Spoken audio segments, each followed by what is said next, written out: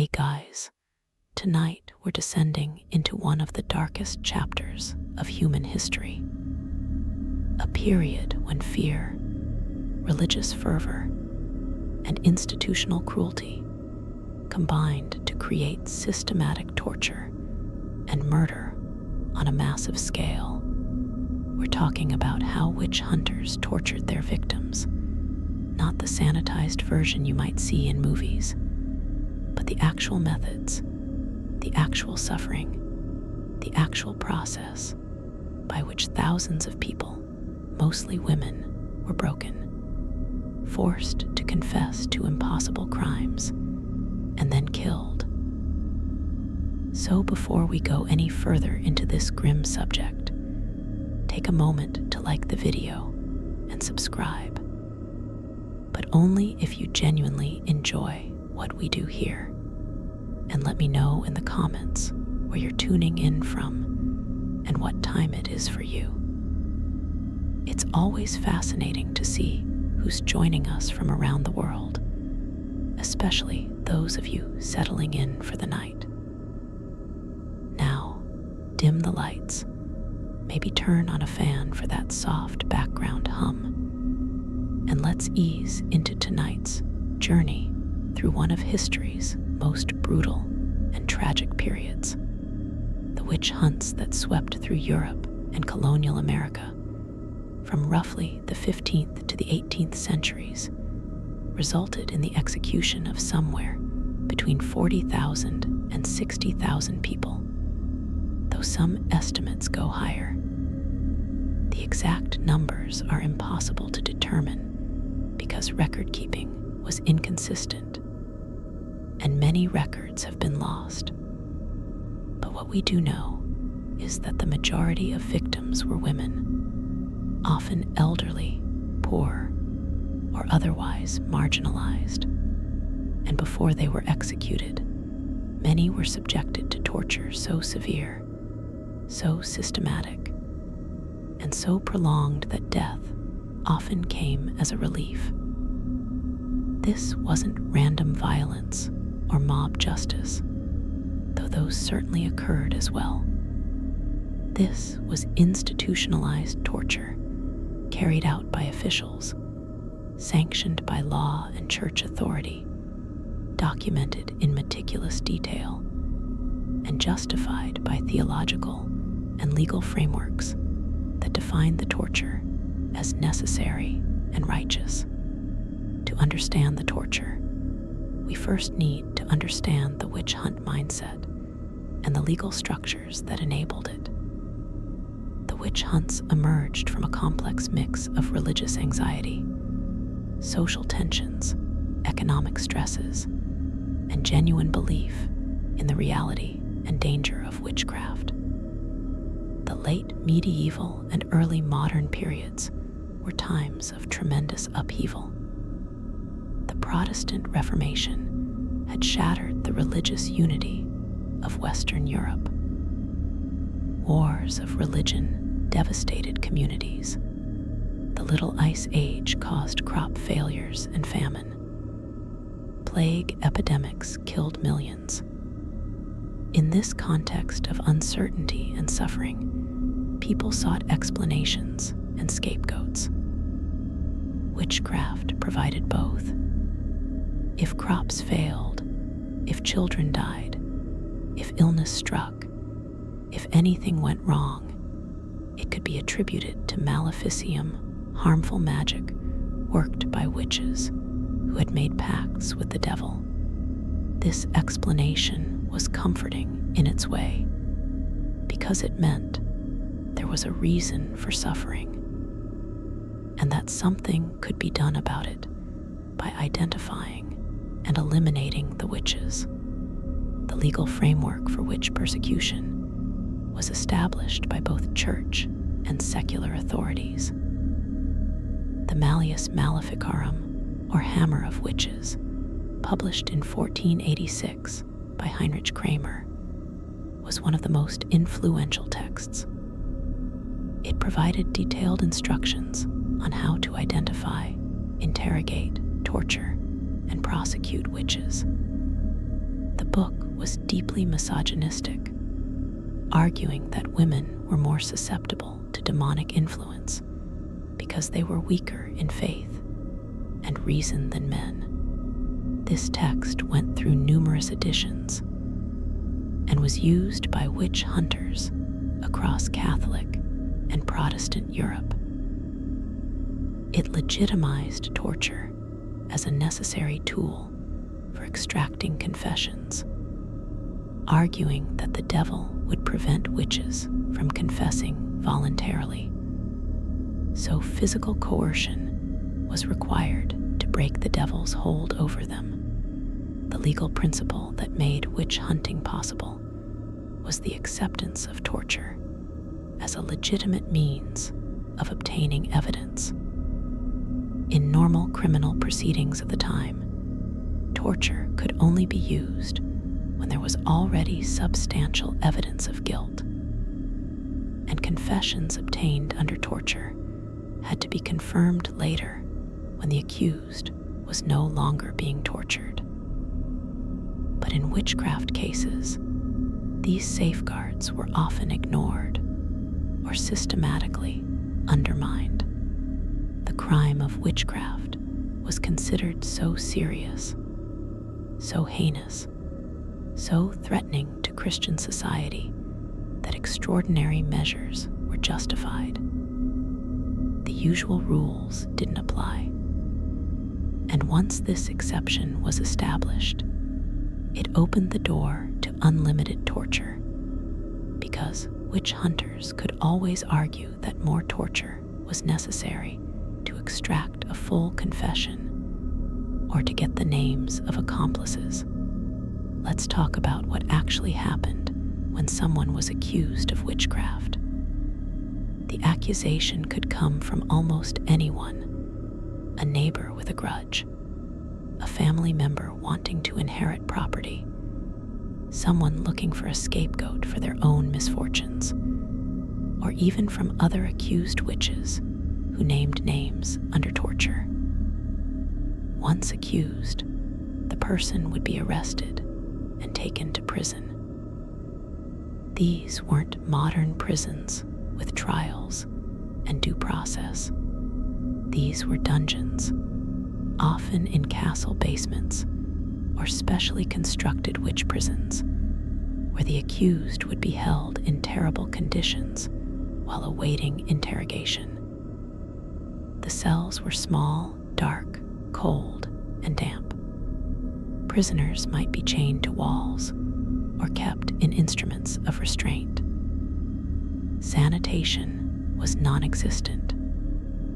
Food was minimal, sometimes deliberately restricted as part of the process of breaking the prisoner's will before formal torture even began. The first stage of interrogation usually involved trying to get a confession without torture, though the threat of torture was always present and explicit.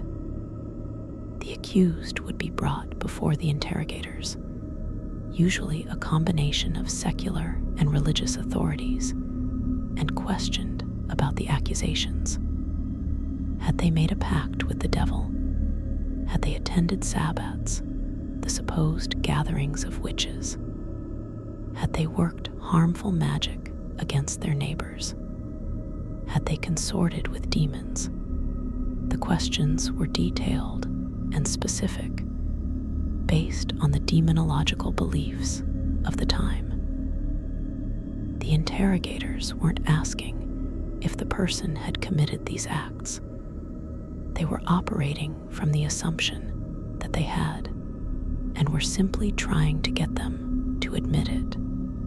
If the accused denied the charges, which most initially did, the interrogators would increase the psychological pressure. They would describe in graphic detail what torture awaited if confession was not forthcoming. They would show the accused the instruments of torture, explaining what each one would do to their body. This showing of the instruments was itself a form of torture, creating terror and dread was sometimes sufficient to break resistance without any physical pain being inflicted. Prisoners would be left alone in cells with torture instruments visible, forced to contemplate what would happen to them, their fear and imagination becoming tools of psychological torture, as effective as any physical device.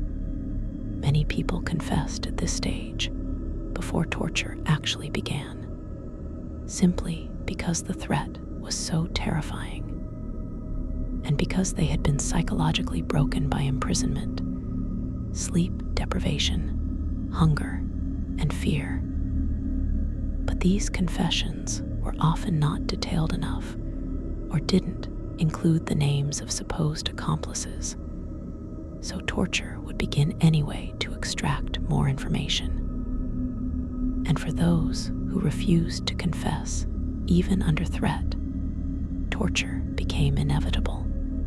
The witch hunters believed that the devil gave witches the power to resist torture, so extraordinary levels of pain would be necessary to break through this demonic protection. This belief justified escalating torture to extremes that might otherwise have seemed counterproductive even to torture advocates. The stripado was one of the most common torture methods used on accused witches. The prisoners' hands would be bound behind their back, and a rope would be attached to their wrists.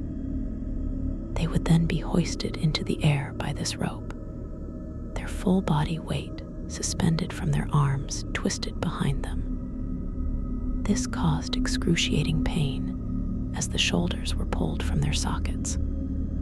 The victim would hang there for extended periods, sometimes hours, the pain increasing steadily as muscles tore and joints dislocated. Often, weights would be added to the victim's feet, increasing the pull on the shoulders, and sometimes causing permanent damage to the spine. The pain was so intense that most people couldn't endure it for long without passing out.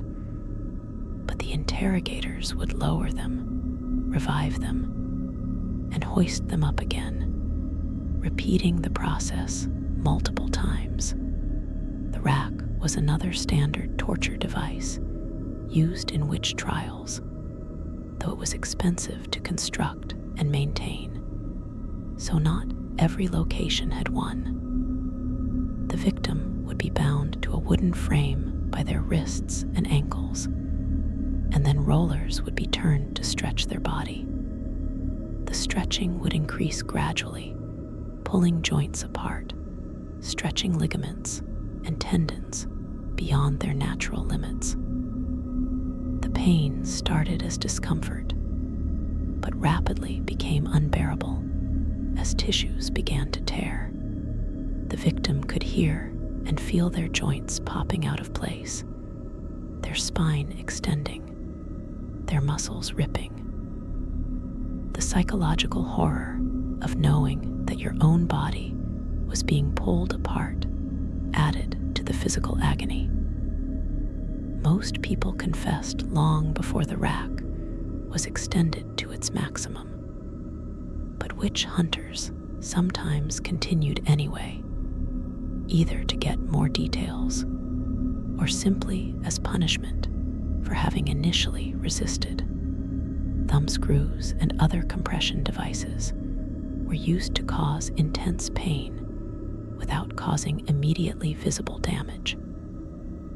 Thumbscrews were metal devices that were tightened around the thumbs or fingers, slowly crushing them. The pain from crushed fingers is extraordinarily intense, and the psychological impact of watching your own fingers being deliberately destroyed is devastating.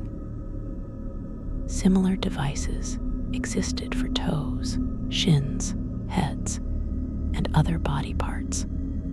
The advantage of these devices from the torturer's perspective was that they could be used repeatedly, that they left the victim conscious and capable of speaking to confess, and that the pain could be precisely controlled by how tightly the device was cranked. The victim could be kept in a state of maximum pain, just short of unconsciousness, for extended periods. The boots or brodequins were a torture device specifically designed to crush the legs and feet. The victim's legs would be placed between planks of wood, and wedges would be driven between the planks and the legs with a hammer. Each blow would tighten the constriction, crushing flesh and breaking bones. The number of wedges used was sometimes specified by law, with different numbers for different levels of torture. Ordinary torture might involve 4 wedges, extraordinary torture 8 or more. The legs would be pulverized, rendered useless, and the pain was so severe that it could cause shock and death. Victims who survived often could never walk again, left crippled for life even if they were eventually released or acquitted. Sleep deprivation was a torture method that left no visible marks, but was extraordinarily effective at breaking resistance. The accused would be kept awake for days at a time, often while being walked back and forth in a cell by guards who would poke them with sharp sticks if they tried to rest or sleep. After 48 to 72 hours without sleep, the human mind begins to break down. Hallucinations appear. Cognitive function deteriorates. The will to resist crumbles.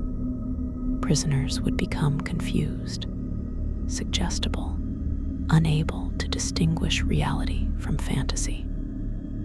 In this state, they might confess to anything, might believe they actually had done the things they were accused of, might name anyone suggested to them as accomplices. The confessions obtained through sleep deprivation were completely unreliable, but witch hunters didn't care about reliability. They cared about confirmation of what they already believed to be true. The swimming test or water ordeal was a form of torture that was also treated as a test of guilt. The accused would be bound, usually with their thumbs tied to their opposite toes, and thrown into a body of water. The theory was that water, being pure and used in baptism, would reject a witch, causing them to float, while an innocent person would sink. In reality, whether someone floated or sank depended on factors like body fat, lung capacity, and how they were bound, having nothing to do with guilt or innocence. But the test was considered divinely inspired, so the results were taken as proof.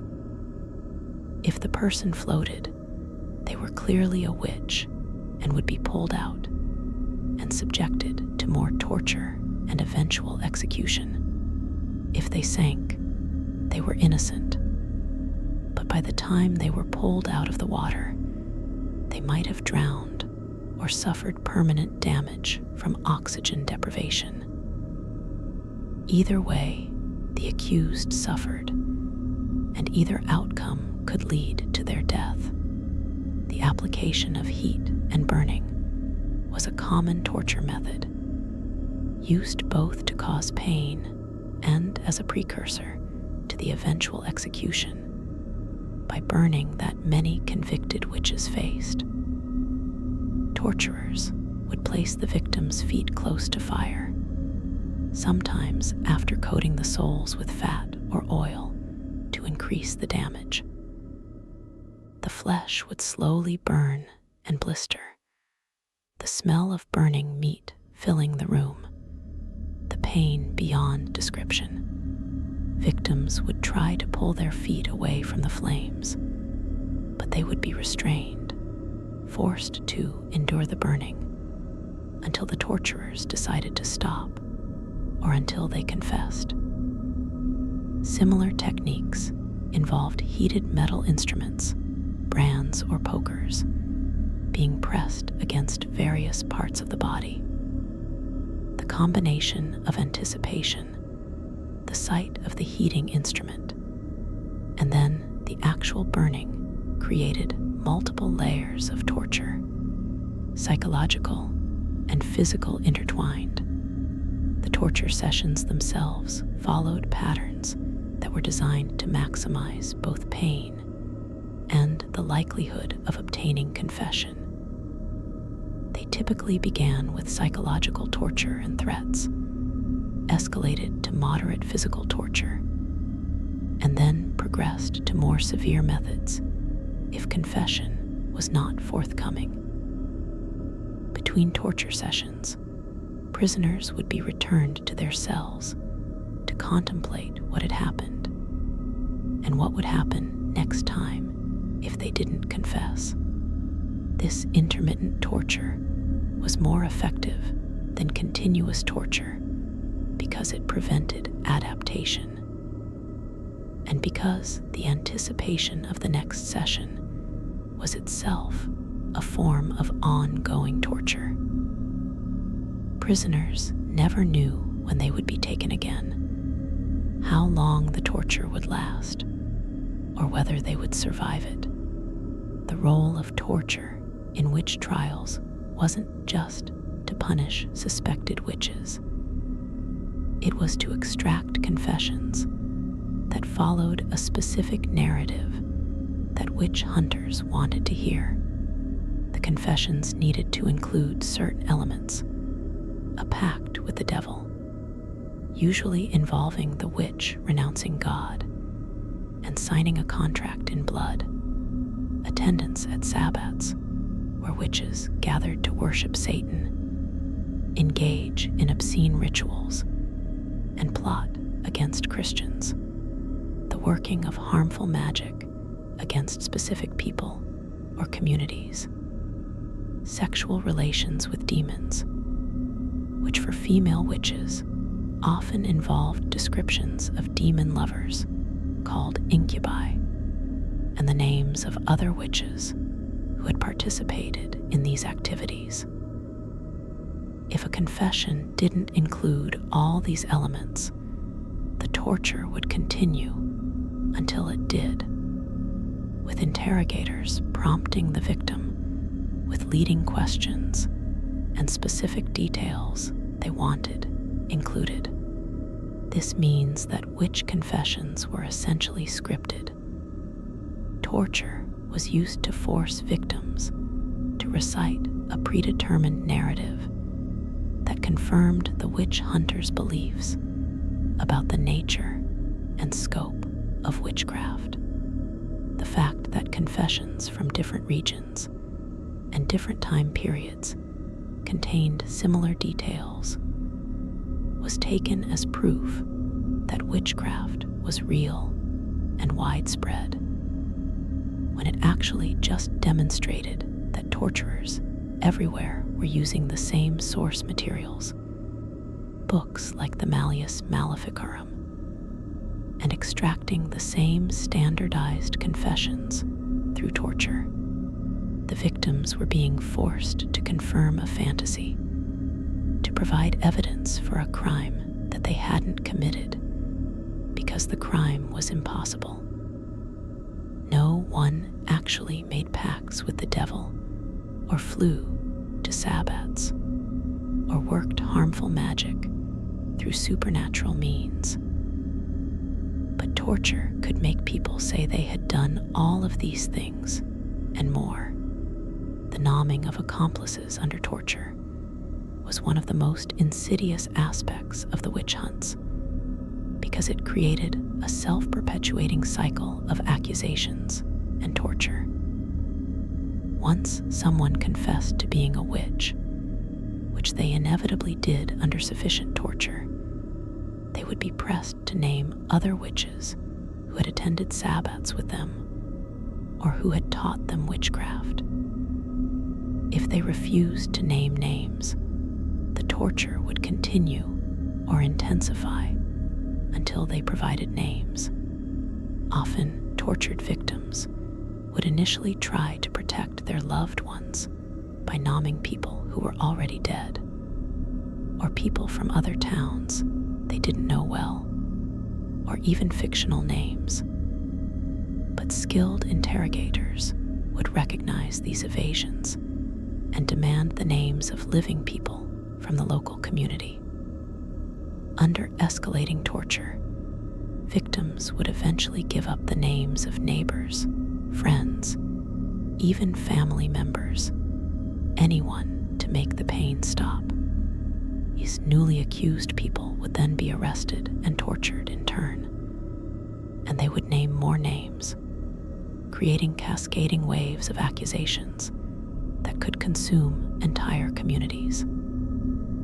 In some regions, particularly in German territories during the peak of the witch hunts in the late 16th and early 17th centuries, these chains of accusations resulted in mass trials where dozens or even hundreds of people were arrested, tortured, and executed in a matter of months.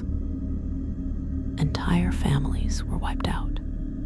Villages were left with severely depleted populations. The social fabric of communities was torn apart as neighbors testified against neighbors, as children named parents, as spouses accused each other. The trust that holds communities together was destroyed by the torture chambers and the forced confessions they produced. The witch prick, or pricking test, was another method used to identify witches, based on the belief that witches had a mark somewhere on their bodies where the devil had touched them during their pact, and that this mark would be insensitive to pain.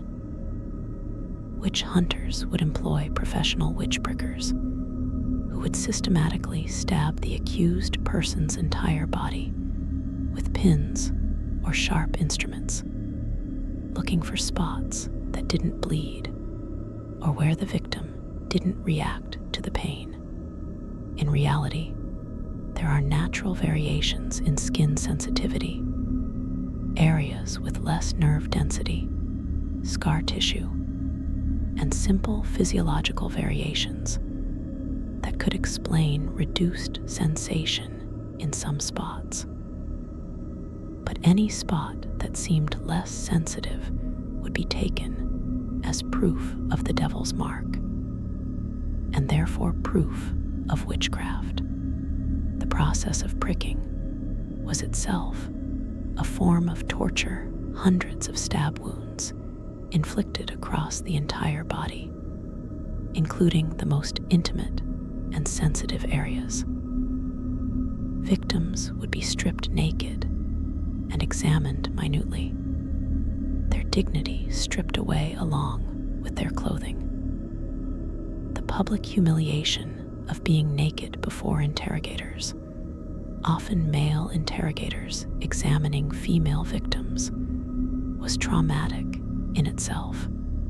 The stabbing would continue for hours, the accused bleeding from dozens or hundreds of small wounds, in pain from the accumulated stabs, even if no single prick was individually agonizing.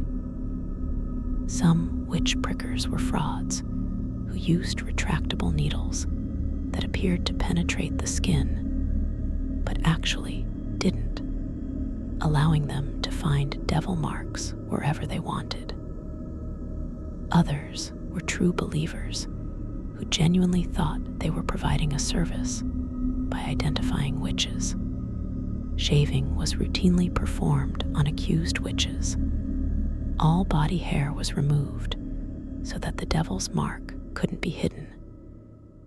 This was justified as practical necessity for the pricking examination, but it was also deeply humiliating and dehumanizing. For women especially, having all hair removed, including from the head, was shameful, marking them visibly as accused witches when they were seen by others.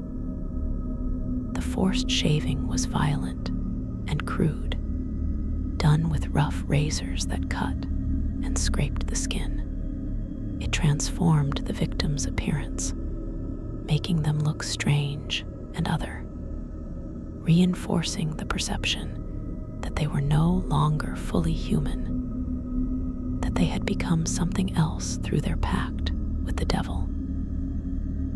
This dehumanization made it easier for torturers and executioners to do their work, easier to hurt someone who had been made to look monstrous. The use of starvation as torture was common in witch trials, though it's less dramatic than other methods, and therefore less frequently emphasized in accounts. Prisoners would be given minimal food and water, just enough to keep them alive, but not enough to maintain strength or health. The constant hunger and weakness made resistance more difficult, made the will to fight harder to maintain. A body that's starving is also more vulnerable to pain, more sensitive to cold and discomfort, more likely to become sick. The psychological impact of hunger is also significant, as anyone who has experienced even moderate hunger knows. The mind becomes fixated on food, making it harder to concentrate on anything else. For prisoners trying to maintain their denials in the face of torture, the constant distraction of hunger made their situation even more unbearable. Water torture, distinct from the swimming test, was also employed in some regions. The victim would be forced to swallow large quantities of water, often mixed with vinegar or other substances to make it more difficult. A cloth or funnel would be forced into the victim's mouth, and water poured down their throat until their stomach was grotesquely distended, and they felt they were drowning from the inside. The water would then sometimes be forced back out, either by having the victim hung upside down or by pressing on the distended abdomen, causing violent vomiting that could damage the esophagus and mouth. This could be repeated multiple times. The drowning sensation, combined with the pain of an overextended stomach, creating a unique form of agony. This method has a long history and continues in modified forms into the present, showing how torture techniques persist across centuries. The ladder or scaletta was a torture device where the victim would be bound to a ladder-like frame and slowly had their body contorted. The ladder would be positioned at angles, sometimes with the victim's head lower than their feet, causing blood to rush to the head and creating pressure that felt like the skull was going to explode. The victim might be kept in these uncomfortable positions for hours or days, the strain on muscles and circulation causing pain that increased over time. Sometimes the ladder would be positioned over a fire so that the victim was slowly roasted while restrained and unable to move away from the heat.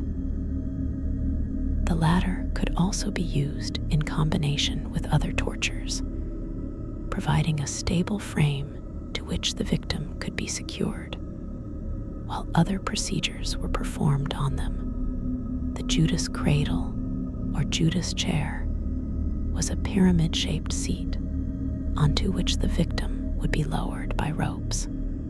The point of the pyramid would penetrate the victim's anus, vagina, or scrotum, depending on how they were positioned. The victim's own weight would cause them to be impaled on the pyramid slowly over hours.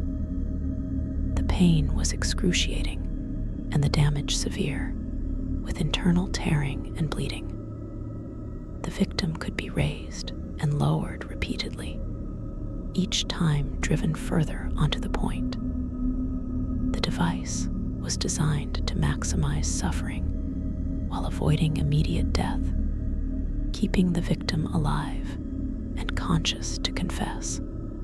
The psychological horror of knowing what was about to happen, of being slowly lowered toward the point, was almost as terrible as the physical pain itself.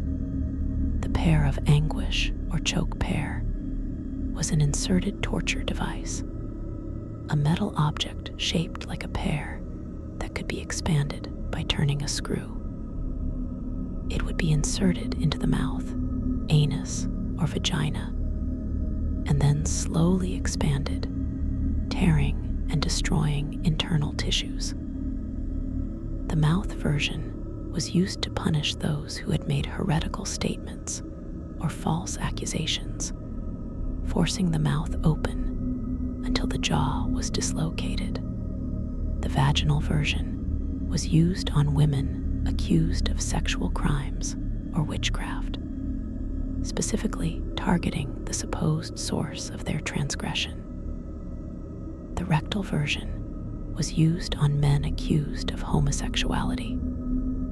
The device was designed not just to cause pain, but to symbolically punish the specific body part associated with the supposed sin. The expansion would continue until confession was obtained, or until the victim's internal structures were so damaged that death became inevitable. Breast rippers or iron spiders were devices specifically designed to torture women, consisting of sharp claws attached to chains or rods. The claws would be applied to the breasts and then pulled, tearing the flesh. In some cases, the claws would be heated before application, combining burning with tearing. This torture was used on women accused of witchcraft, adultery, or abortion, crimes that were often conflated in the minds of witch hunters. The torture targeted the body part most associated with femininity and motherhood, symbolically destroying the victim's identity as a woman. Women who survived this torture were left permanently disfigured, marked for life as having been accused and punished even if they were eventually released. The head crusher or skull cracker was a device that placed the victim's chin on a lower bar and the top of their head under an upper cap, and then a screw mechanism would bring these two surfaces together, crushing the skull. The progression of damage was systematic and horrible. First, the teeth would crack and break. Then the jawbone would fracture.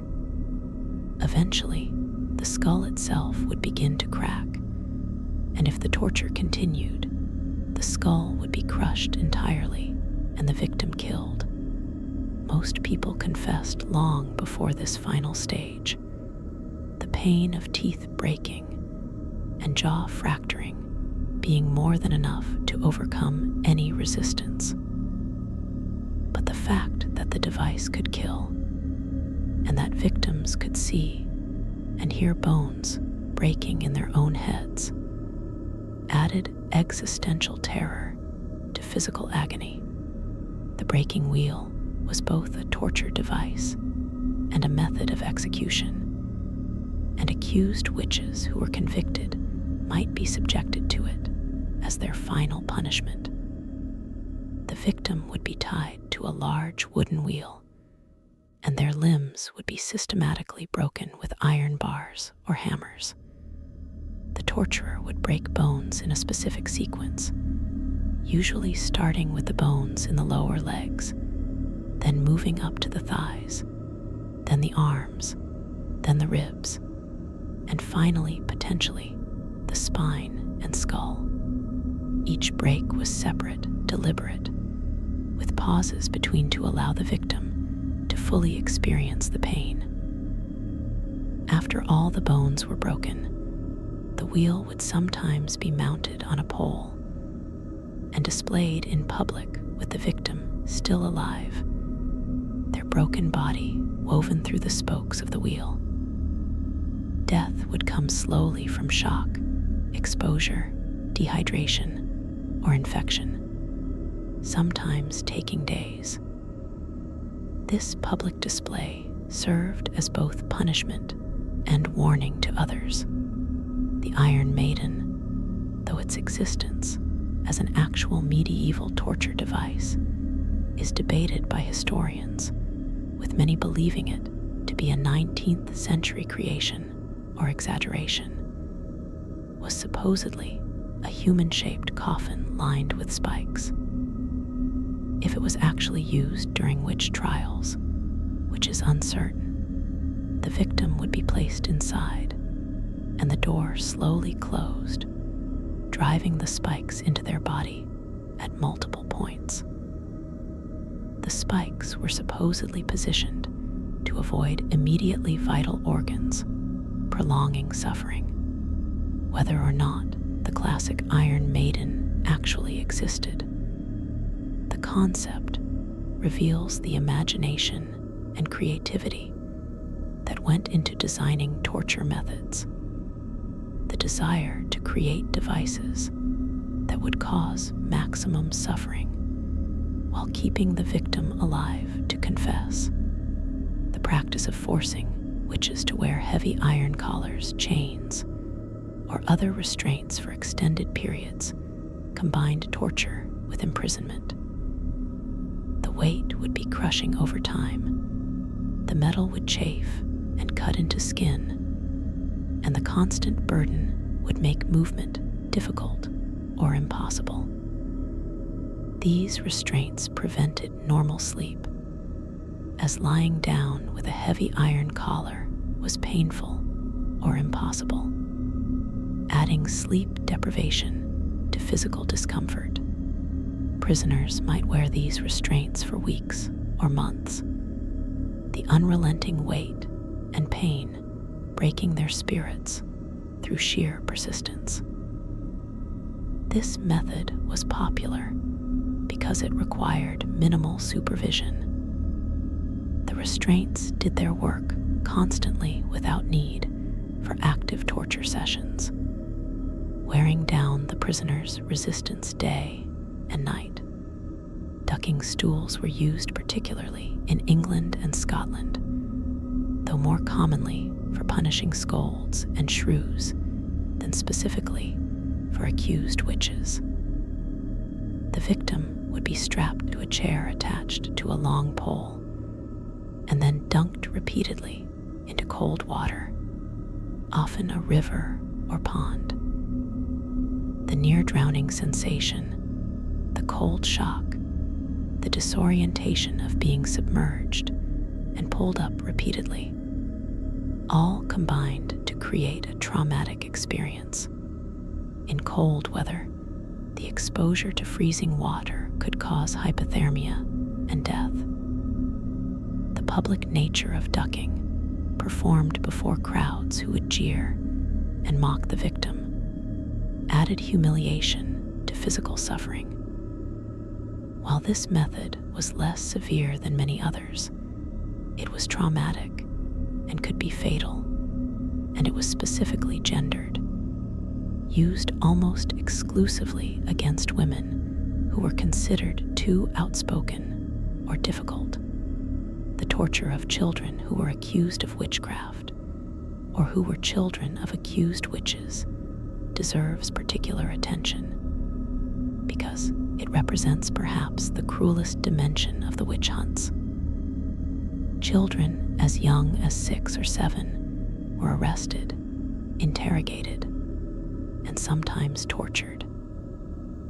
The interrogators believed that witchcraft could be inherited or learned from witch mothers. So children of accused women were automatically suspect. Children were also seen as potentially valuable witnesses who could testify about their parents' activities. The torture of children was theoretically regulated, with some legal codes specifying that children should receive milder torture than adults. But in practice, children were subjected to terrible cruelty. They were beaten, starved, terrorized, kept in dark cells, and threatened with torture devices. Many children, desperate to escape punishment or to save their parents, would testify to impossible things, claiming they had attended sabbats or seen their mothers fly or transform into animals. Some regions saw waves of child witch trials where groups of children would accuse multiple adults, often based on coaching by zealous witch hunters. In Sweden, in the 1660s and 1670s, there were several outbreaks of child testimony leading to mass witch trials.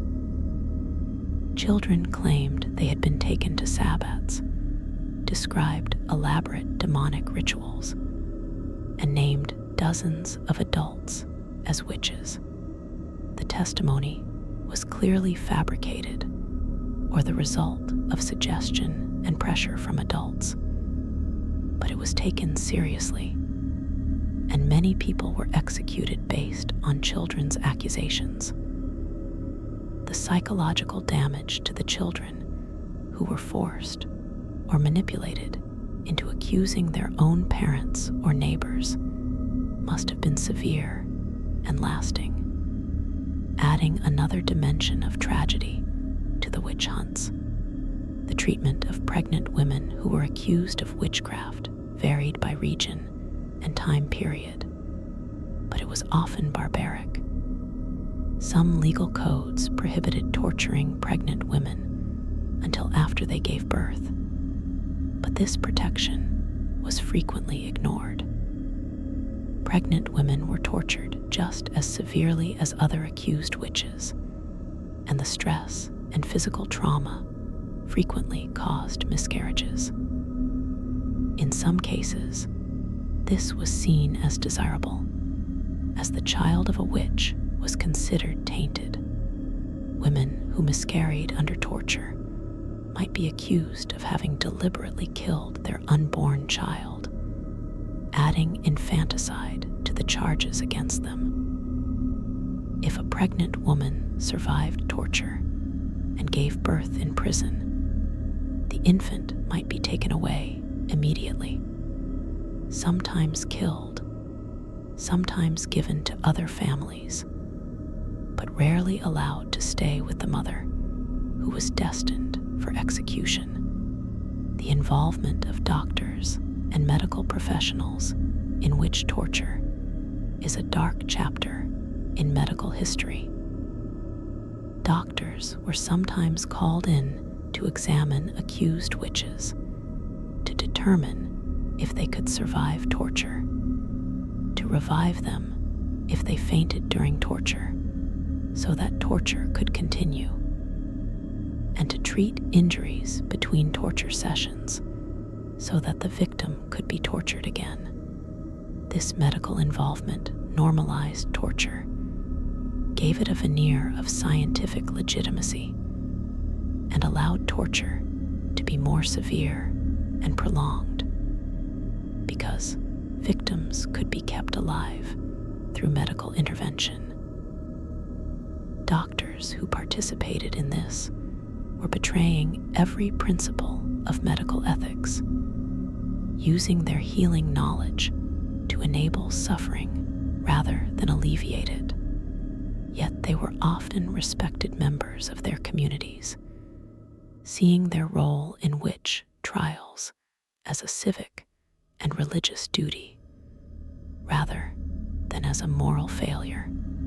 The documentation of torture sessions was often meticulous, with clerks recording the proceedings, noting what questions were asked, what answers were given, what methods of torture were applied, and what confessions were obtained.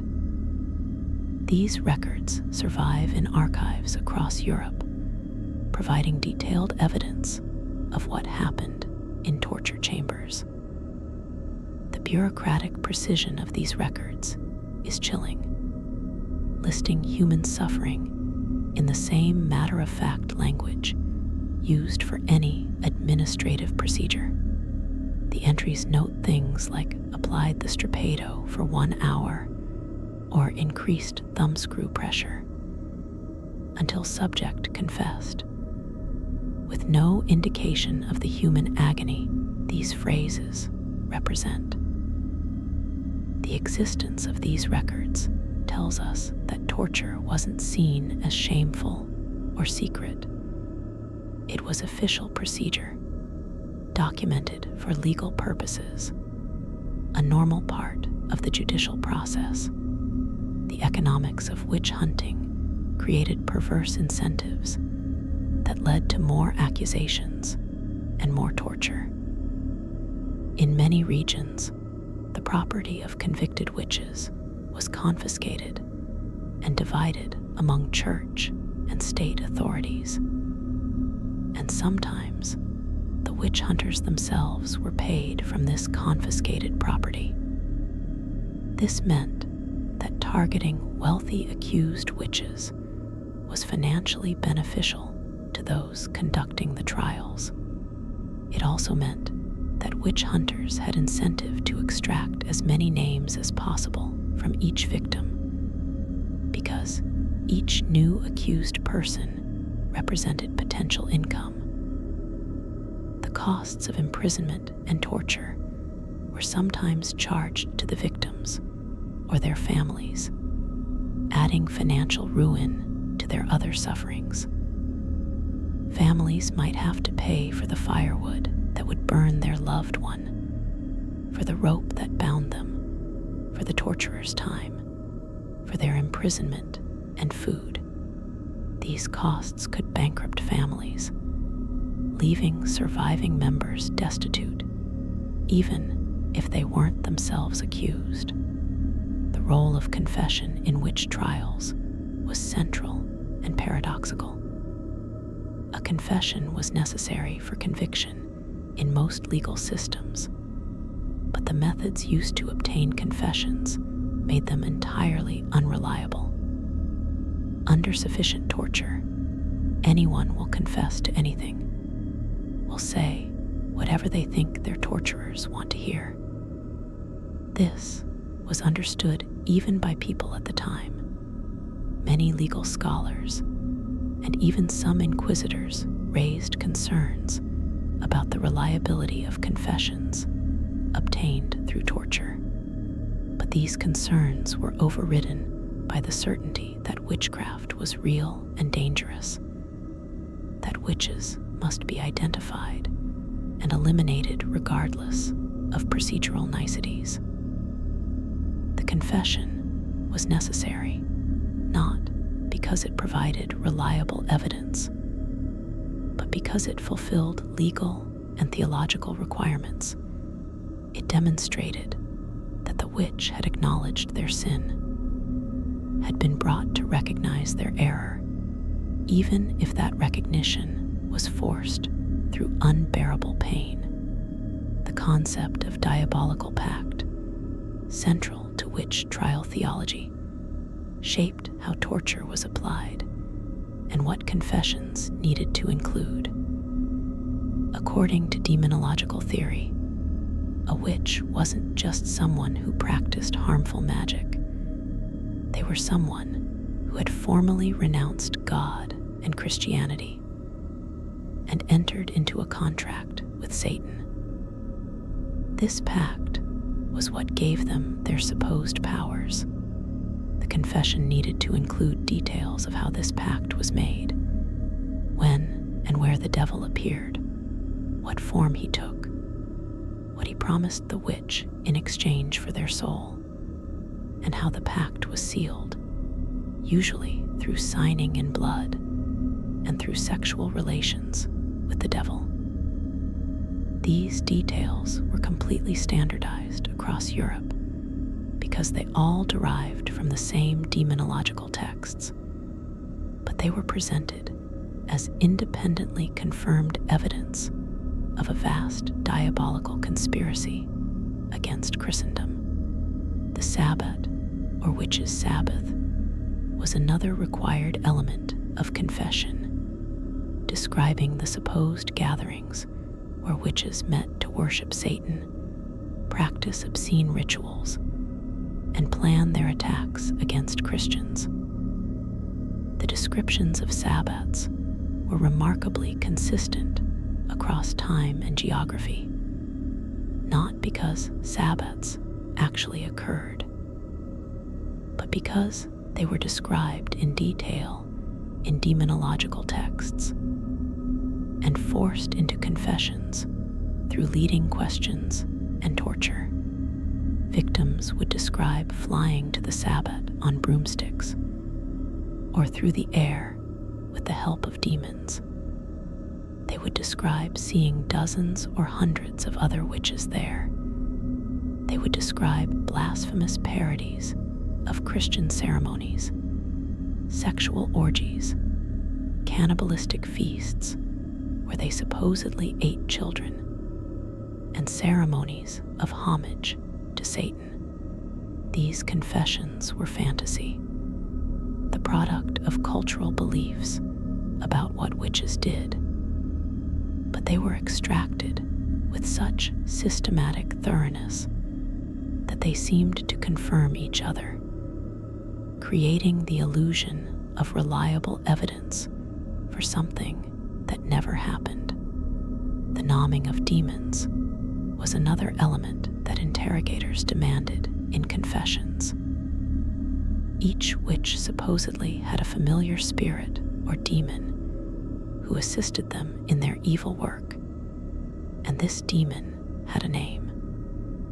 Victims under torture would be pressed to provide the name of their demon, and they would offer names drawn from their cultural knowledge, biblical demons like Beelzebub or Belial, or made-up names, or sometimes the names of local people they were afraid to refuse to name.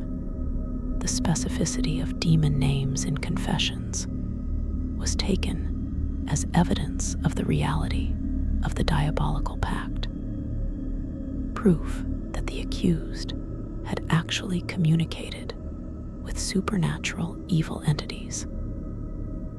In reality, it just demonstrated that people under torture will provide whatever specific details their interrogators demand, inventing when necessary to make the pain stop. The sexual dimension of witch torture was pervasive and deliberate, reflecting the deeply misogynistic nature of witch hunts. The majority of accused witches were women, and the torture and interrogation they faced was specifically gendered, focusing on female sexuality as evidence of diabolic corruption. Women were interrogated extensively about sexual relations with demons, forced to describe in graphic detail encounters with incubi, supposed demonic lovers who visited them at night. The interrogators would demand specifics about the demon's appearance, the nature of the sexual acts, how often these encounters occurred, and whether the demon's seed was hot or cold, a detail derived from demonological texts that claimed demon semen was unnaturally cold. These questions were designed to humiliate and shame, forcing women to to discuss sexuality in ways that violated every norm of female modesty that governed their lives. The examination for the devil's mark often involved searching the most intimate areas of women's bodies. Male interrogators and torturers would conduct invasive examinations of women's genitals, supposedly looking for marks, but also inflicting psychological and sexual trauma through the violation of touching and examining areas that would normally never be exposed to male eyes, let alone hands. This sexualized torture was justified as necessary investigation, but it also reflected and reinforced ideas about female bodies as inherently corrupt and prone to sin. Women's bodies were sites of investigation, punishment, and ultimately destruction, treated as evidence of guilt simply by virtue of being female. The nakedness required for many torture procedures added another layer of gendered humiliation. As women were stripped before male authorities and torturers, their shame weaponized against them. The witch's chair or interrogation chair was a device covered with spikes on the seat, back, arm rests, and leg rests. The victim would be forced to sit on this chair, their weight pressing them onto the spikes, which would pierce their flesh. Straps would then be tightened, forcing them more firmly onto the spikes and preventing any movement that might relieve pressure. The victim would be left in this chair for hours or days, the spikes digging deeper as time passed, wounds becoming infected, blood loss weakening them. The interrogators would question them periodically, and if answers weren't satisfactory, the straps would be tightened further, driving the spikes deeper. This method combined continuous pain with the inability to escape or find relief, breaking resistance through sheer, prolonged agony. Some versions of the chair were placed over braziers so that the metal would heat, adding burning to the puncture wounds. The practice of allowing or even encouraging mob violence against accused witches, either before trial or after conviction, added another dimension of suffering. In many communities, once someone was accused of witchcraft, their neighbors would turn on them with violence. Houses would be ransacked or burned. The accused would be beaten in the streets. Children would throw stones. This mob violence was technically illegal, but authorities often did nothing to stop it, seeing it as righteous community anger against evil. The accused would arrive at their official trial already traumatized, injured, and terrified. Their resistance weakened before official torture even began. This informal torture by community members served the same function as the formal torture by authorities, breaking the victim's will and making confession more likely. The Spanish boot was a particularly cruel device that enclosed the leg from knee to ankle in a metal casing. Wedges would be driven between the leg and the casing, or the casing itself would be tightened with screws, crushing the leg slowly. The bones would crack and splinter, the flesh would be pulverized, and the pain was so extreme that victims would often lose consciousness. When they were revived, the process would continue.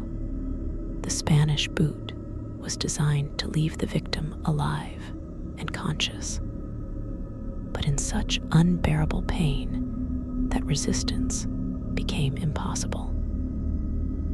Those who survived often lost the use of their legs permanently, left crippled, unable to walk without assistance, marked for life by their accusation and torture, even if they were eventually released. Starvation and forced feeding were sometimes combined in a particularly cruel cycle. The victim would be starved for days until they were weak and desperate. Then they would be force-fed spoiled or contaminated food, causing illness and vomiting. Once they had vomited up everything, the cycle would begin again. This created a state of constant hunger, nausea, and weakness that was psychologically and physically devastating. The victim could never adapt to either state, never settle into the endurance that prolonged starvation or consistent feeding might allow. The constant switching between deprivation and forced consumption kept them off balance, confused, and increasingly desperate to make it stop through confession. The practice of keeping accused witches in complete darkness for extended periods was a form of sensory deprivation torture that's often overlooked but was widely used.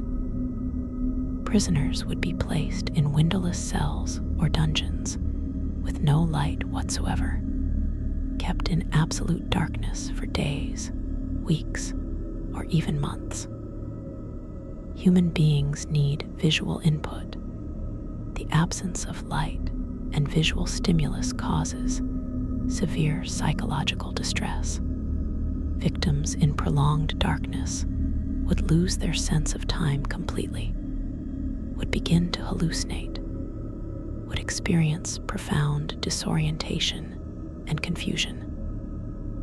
When they were finally brought before interrogators in lit rooms, the sudden light would be painful and disorienting, and they would be so confused and psychologically broken that they would confess to almost anything just to avoid being returned to the darkness. The use of animals in torture, while less common, was practiced in some regions. Rats were particularly favored for certain tortures. A cage or pot containing live rats would be placed against the victim's abdomen or other body part, and then heat would be applied to the outside of the container. The rats, desperate to escape the heat, would dig and chew through the victim's flesh, burrowing into their body.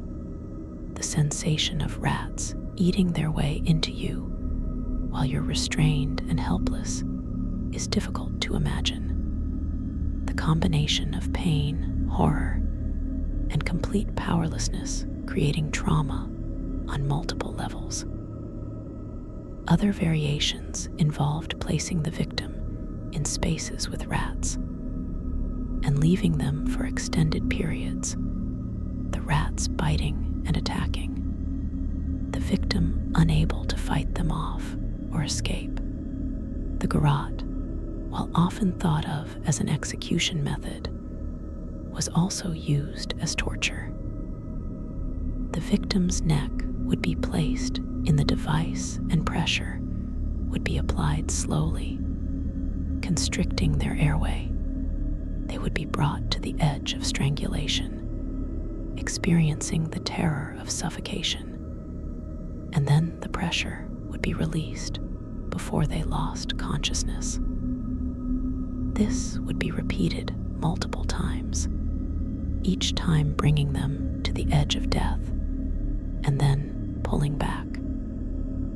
The psychological impact of repeatedly believing you're about to die, combined with the physical pain of strangulation and the panic of being unable to breathe, was usually sufficient to break even strong resistance.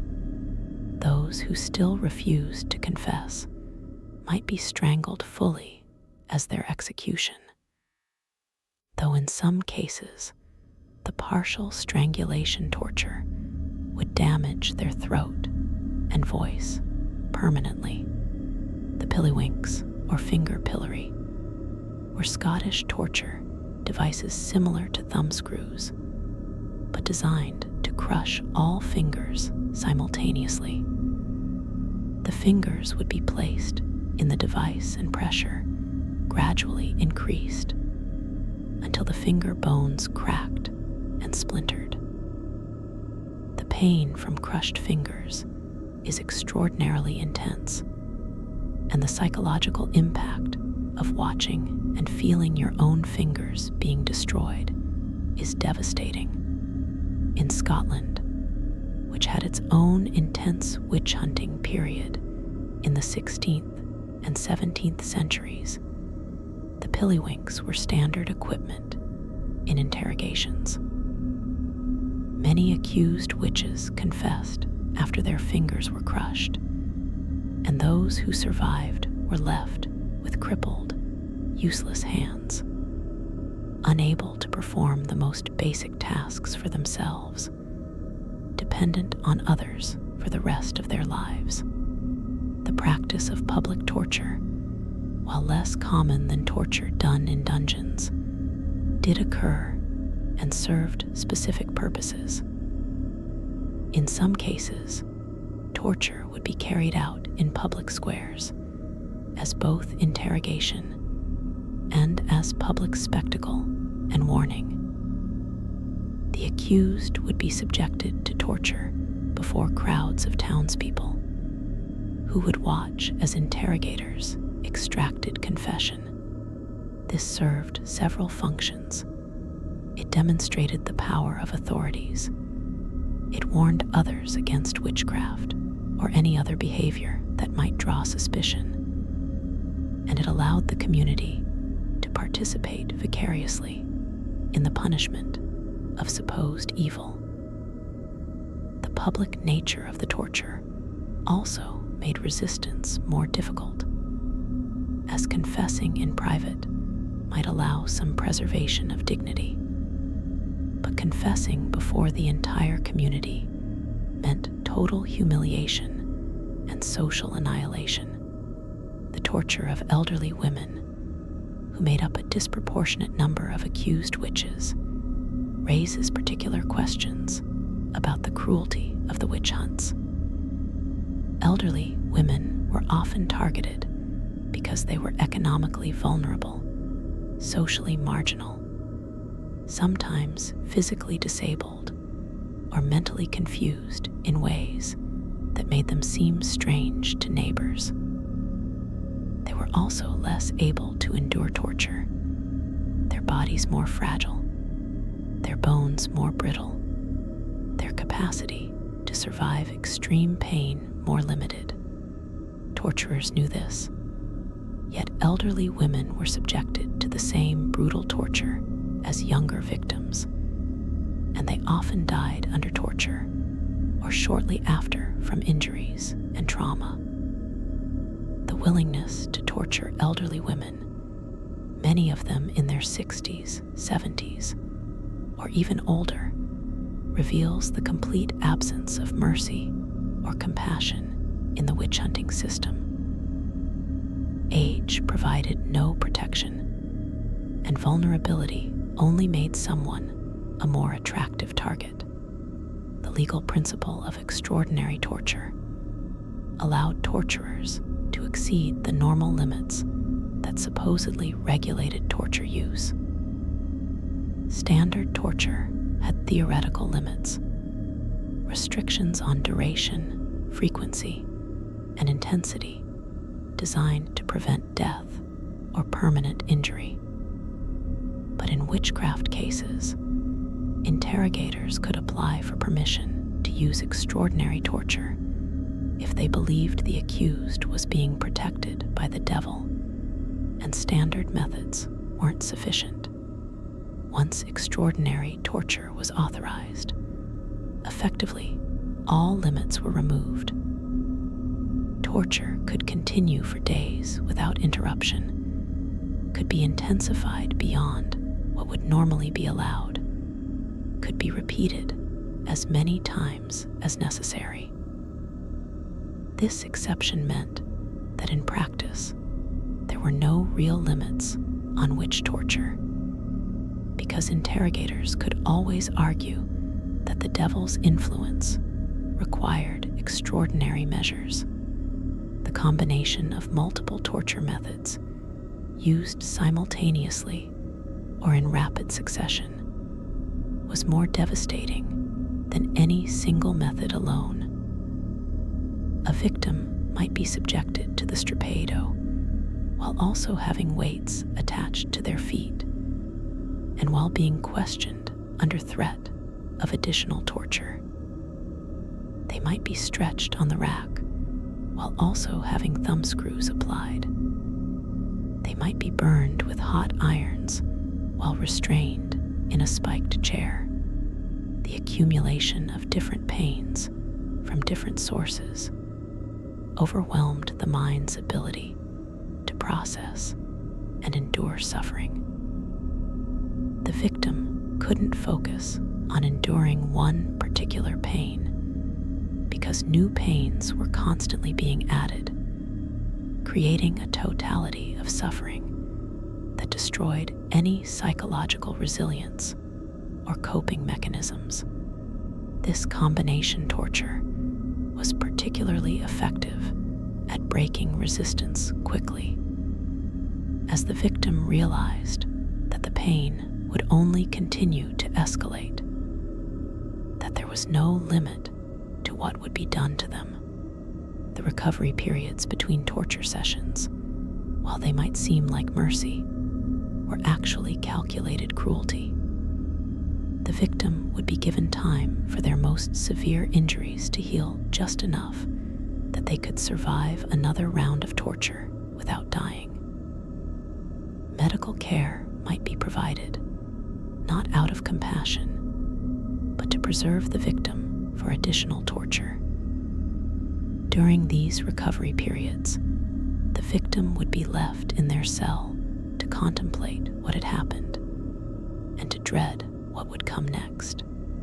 This anticipatory torture, the knowledge that the pain would return, was psychological torture that continued even when no physical torture was being actively applied. Some victims broke during these waiting periods, confessing between sessions to avoid being tortured again, which was precisely the intention. The concept of the witch's ladder or ligature, a supposed magical cord that witches used to work evil, led to a specific form of torture where cords or ropes would be tied tightly around various parts of the body, cutting off circulation. The ropes would be left in place for hours or days, causing the affected limbs to swell, turn purple or black from lack of blood flow, and eventually to die from gangrene.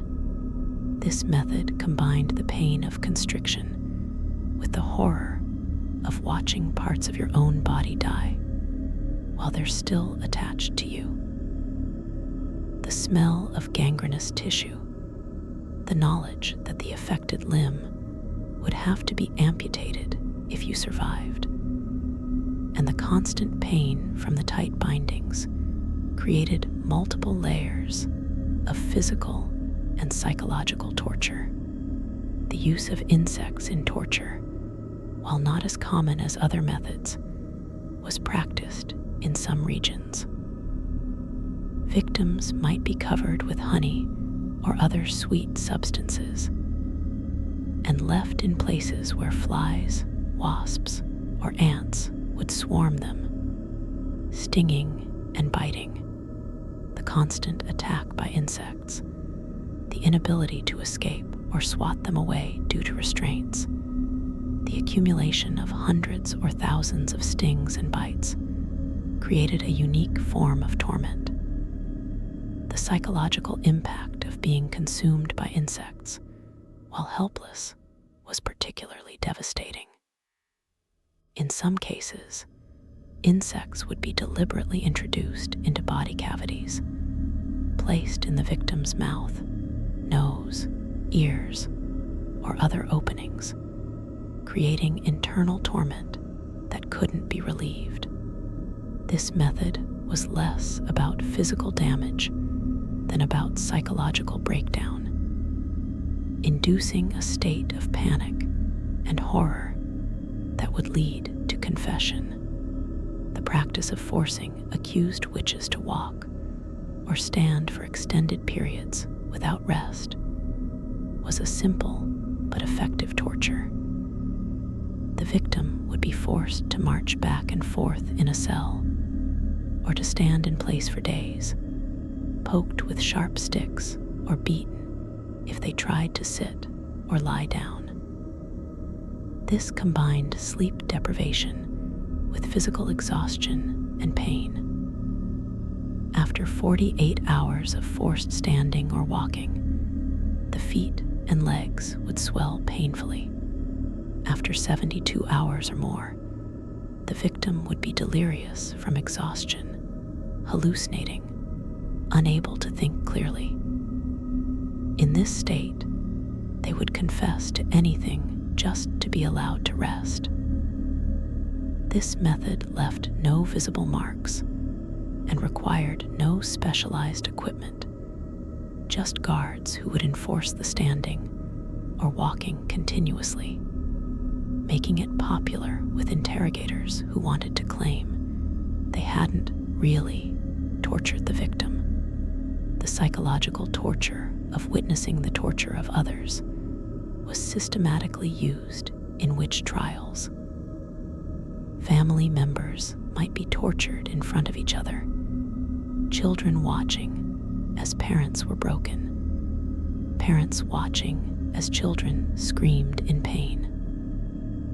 The threat to torture family members was often sufficient to obtain confession without having to actually carry it out, though frequently the threat was followed by action. Husbands and wives, parents and children, siblings, all could be used as hostages against each other, their suffering weaponized to break the resistance of the primary target.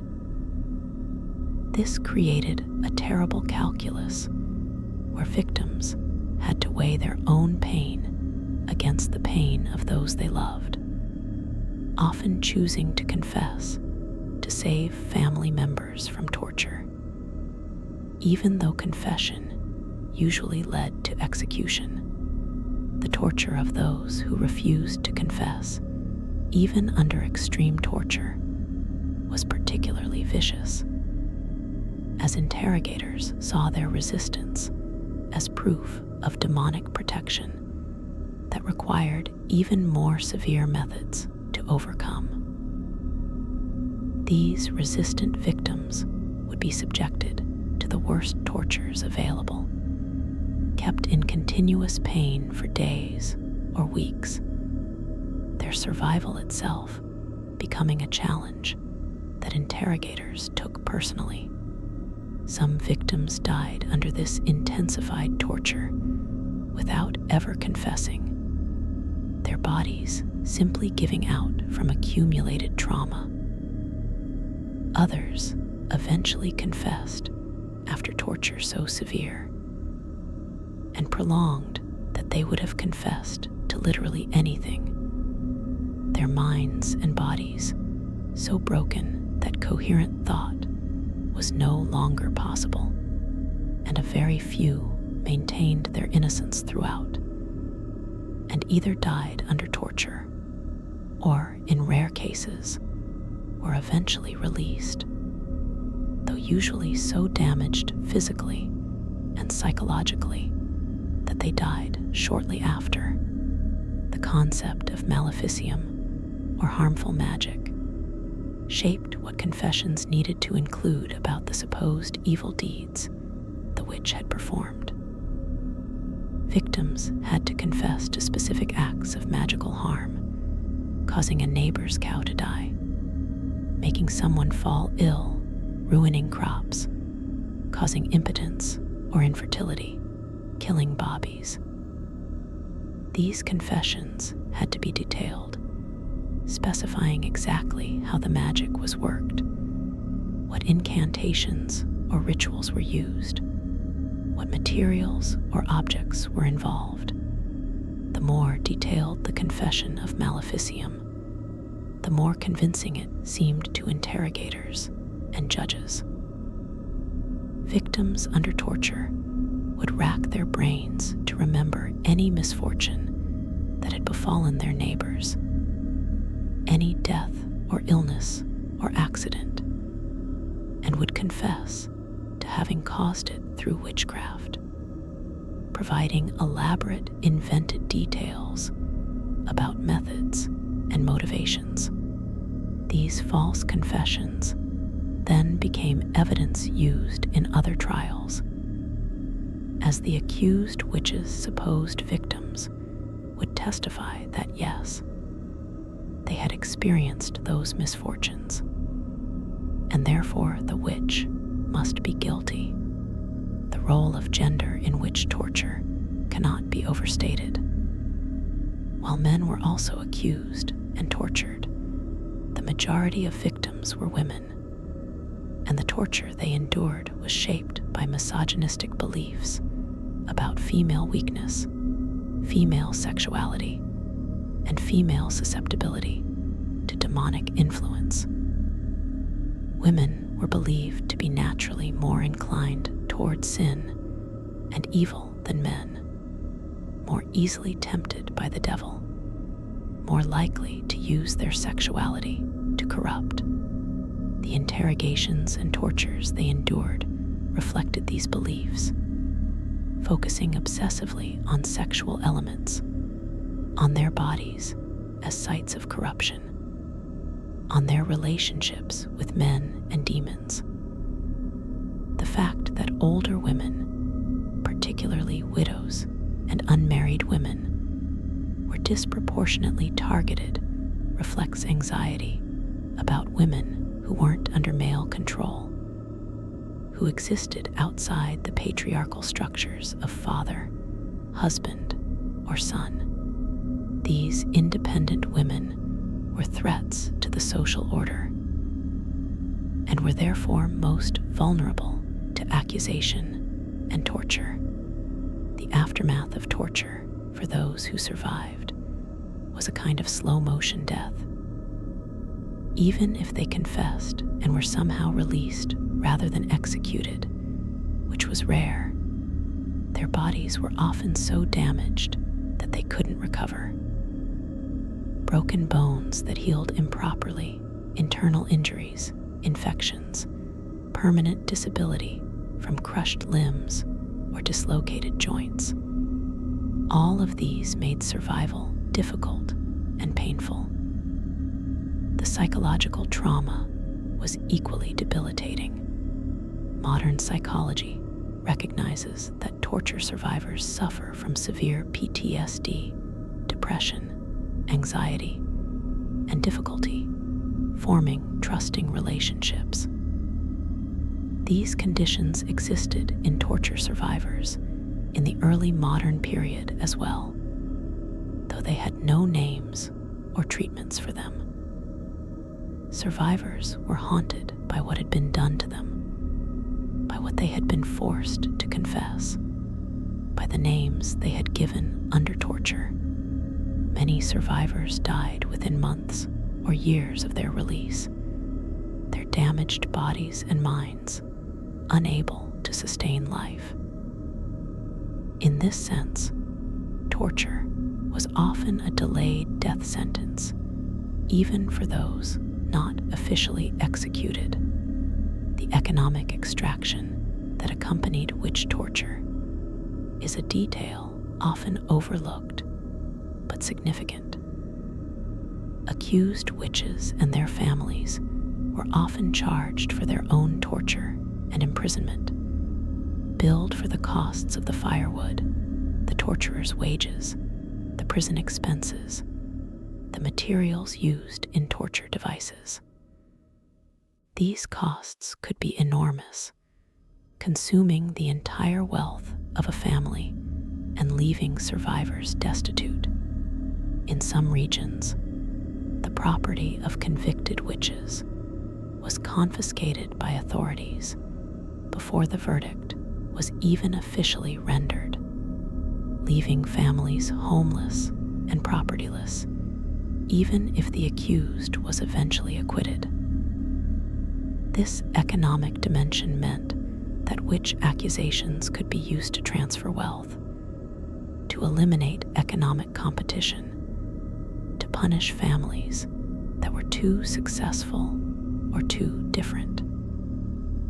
The torture chamber was also a site of economic predation, as suffering was converted into debt and guilt into confiscated property.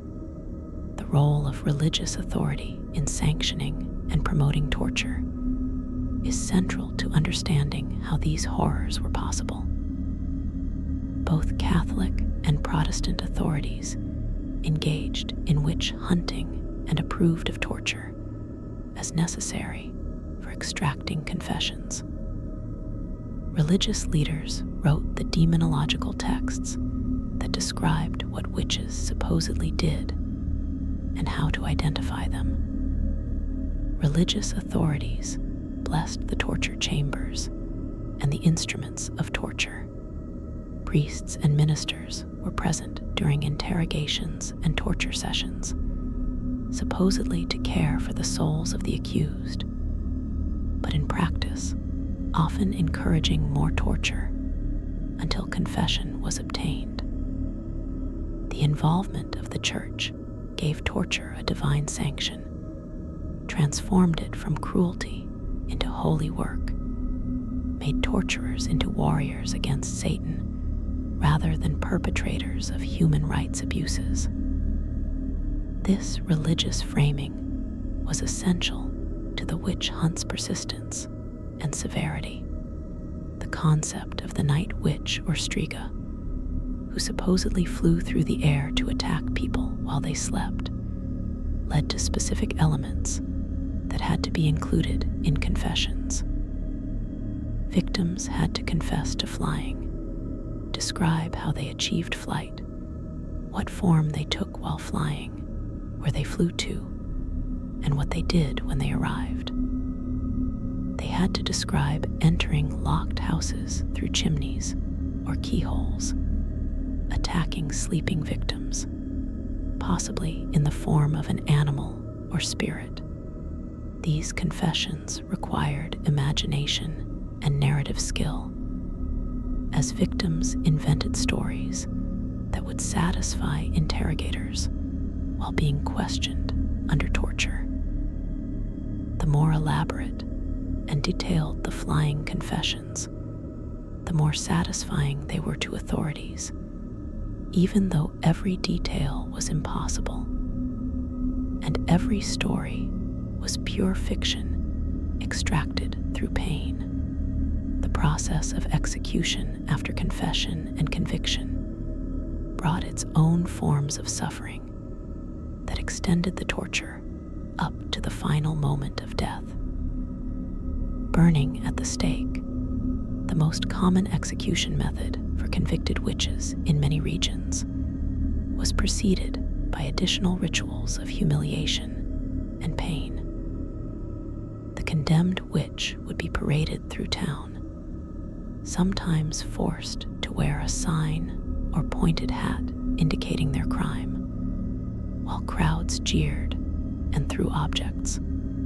This final public humiliation was intended to demonstrate the community's rejection of the witch and to serve as a warning to others.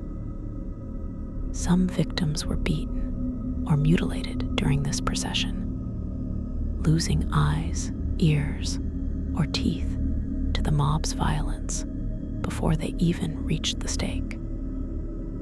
The authorities often did nothing to stop this, seeing it as righteous community participation in the punishment of evil. At the stake, the execution could be conducted in ways that were more or less merciful depending on the executioner's skill or inclination, and whether anyone had paid for mercy. A skilled executioner might strangle the victim with a garrote or break their neck before the fire was fully lit, allowing them to die without feeling the flames. A small bag of gunpowder might be hung around the victim's neck to explode when the flames reached it, causing instant death. These mercies were considered acts of compassion, and families might pay the executioner for them, though they couldn't do so openly because it would seem like they were sympathizing with a convicted witch. Without these mercies, death by burning was excruciating and prolonged. The flames would burn the feet and legs first, working their way up the body, while the victim remained conscious and screaming. Smoke inhalation might provide unconsciousness before the flames reached vital organs. But if the fire was built poorly, or the wind conditions were wrong, the victim might remain conscious throughout, experiencing the full horror of being burned alive. The construction of the pyre itself was sometimes deliberately designed to maximize suffering. Green wood that burned slowly and created more smoke might be used. The victim might be positioned high on a pole above the flames so that they roasted slowly rather than being quickly consumed by fire. In some cases, executioners would build the fire in stages, allowing it to burn out partially before adding more fuel, extending the torture over hours. The crowds that gathered to watch these executions numbered in the hundreds or thousands, treating the event as public entertainment and moral education. Vendors sold food and drink. People brought children to witness what happened to witches. The carnival atmosphere surrounding executions reveals how normalized and even celebrated this violence had become. How the torture and killing of accused witches was integrated into community life as both spectacle and ritual affirmation of social and religious values. The variations in execution methods across regions reflected different legal traditions and theological beliefs, but all involved significant suffering. In Scotland and some German territories, witches were often strangled and then burned, the burning serving to destroy the body rather than to kill. In England, where burning was used primarily for heresy rather than witchcraft, accused witches were usually hanged, though hanging in the early modern period was often slow strangulation rather than the quick neck-breaking drop that came later. The victim would be pushed off a ladder or cart with a noose around their neck and would strangle over minutes or longer, their body twitching and convulsing as they slowly suffocated. Some witch executions involved beheading, which was considered a more honorable death and was usually reserved for accused witches from higher social classes, revealing how class distinctions persisted even in methods of execution. The sword or axe would sever the head, ideally in a single blow, though executioners sometimes required multiple attempts extending the victim's suffering. The practice of burying executed witches in unconsecrated ground or at crossroads, or sometimes not burying them at all, but leaving their bodies exposed as warnings, added a spiritual dimension to the physical punishment. In Christian belief, proper burial in consecrated ground was important for the soul's journey to the afterlife. Being denied this was considered a terrible fate, a continuation of punishment beyond death. Executed witches' bodies might be buried at crossroads so that their spirits would be confused and unable to find their way back to haunt the living. Or their bodies might be buried within the boundaries of the property where they had supposedly worked their evil magic to contain their malevolent influence. Some bodies were simply thrown into rivers or left in wilderness areas to be consumed by animals.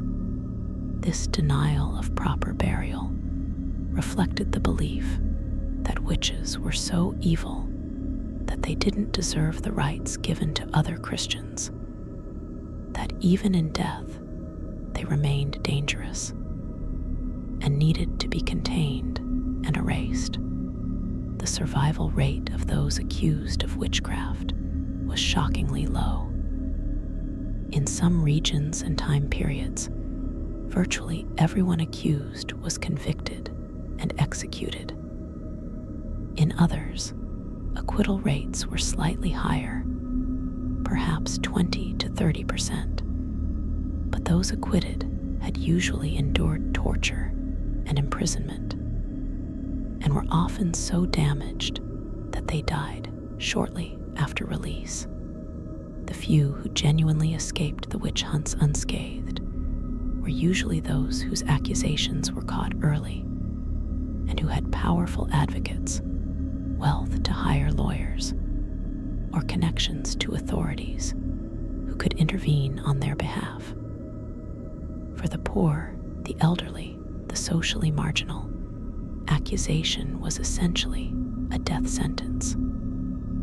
Even if they weren't executed, the torture, imprisonment, loss of property, and social stigma meant their lives were effectively over. There was no compensation for those wrongly accused, no acknowledgement that the system had failed them, no justice for those who survived to tell their stories. Children of executed witches faced terrible fates. In many regions, the offspring of convicted witches were considered tainted by their parents' evil. Children might be banned from inheriting property, forbidden from certain professions, or forced to leave the community. In extreme cases, children of witches were themselves executed or forcibly separated from their communities. The assumption was that witchcraft could be inherited or taught, that the child of a witch was inherently suspect and dangerous. This meant that the execution of one person could destroy multiple generations of a family, with children left orphaned, impoverished, stigmatized, and traumatized. By having witnessed their parents' torture and execution, the intergenerational impact of the witch hunts extended for decades or centuries, as descendants of executed witches carried the shame and social disadvantages of their ancestry. The role of torture manuals and demonological texts in standardizing and spreading torture practices across Europe cannot be overstated. Books like the Malleus Maleficarum, Jean Bodin's De la Daemonomanie des Sorciers, Nicholas Ramey's Demonolatry, and many others were bestsellers of their time, printed in multiple editions. translated into various languages, and circulated among legal and religious authorities throughout Europe. These books provided detailed instructions on how to conduct witch trials, what questions to ask, what confessions to extract, what torture methods to use, and how to interpret the results. They created a standardized template for witch hunting that transcended regional and religious differences. A witch hunter in Scotland would use similar methods and extract similar confessions as one in Spain or Germany, not because they were independently discovering the truth about witchcraft, but because they were all reading the same instruction manuals and following the same procedures. This standardization made the witch hunts more efficient and more deadly, turning what might have been isolated local panics into a coordinated, European-wide persecution. The skeptics and critics of witch hunting, while they existed throughout the period, were often silenced or ignored. Some scholars, lawyers, and religious figures argued that the confessions obtained through torture were unreliable, that the witch hunt procedures violated legal principles, that the demonological theories were exaggerated or false. Johann Weyer's De Prestiges Demonum, published in 1563, argued that most accused witches were actually mentally ill or confused old women, rather than genuine practitioners of harmful magic. Friedrich Spee's Cautio Criminalis, published anonymously in 1631, was a devastating critique of witch trial procedures, particularly the use of torture. Spee had served as a confessor to accused witches and had witnessed firsthand the injustice and cruelty of the trials. His book argued that no one could withstand the torture used in witch trials, that anyone would confess to anything under such duress, and that therefore the confessions proved nothing about actual guilt. But these skeptical voices were dangerous to express. Weyer's book was placed on the Catholic Church's index of forbidden books. Critics of witch hunting could find themselves accused of being witch sympathizers, or even of being witches themselves, an accusation that could be fatal. The machinery of witch hunting was self-protecting. Anyone who questioned it became suspect, which discouraged criticism and allowed the persecution to continue unchecked. Some critics were more subtle, arguing not that witchcraft didn't exist, but that the specific procedures being used were flawed or excessive. This moderate criticism was sometimes more effective because it didn't challenge the fundamental beliefs that made witch hunting possible, while still pushing for reforms that might reduce the worst abuses. But even moderate reform came slowly and faced intense resistance from those who believed that any relaxation of vigilance would allow Satan to gain the upper hand in his war against Christianity. The decline of the witch hunts in the late 17th and 18th centuries came gradually and unevenly, driven by multiple factors. The Enlightenment brought new emphasis on reason, evidence, and skepticism towards superstition and supernatural explanations. Scientific advancement made natural explanations for phenomena that had previously been attributed to magic more plausible. the legal profession increasingly rejected torture as a reliable means of obtaining evidence. The exhaustion and horror that communities felt after years or decades of trials, torture, and executions made people less willing to continue the persecution. And perhaps most importantly, the religious certainty that had driven the witch hunts began to fracture as European societies became more religiously diverse and tolerant. And as the wars of religion that had devastated the continent finally exhausted themselves, when people stopped being so certain that they alone possessed absolute religious truth, they became less willing to torture and kill those who supposedly threatened that truth. The last official execution for witchcraft in Europe occurred in Switzerland in 1782.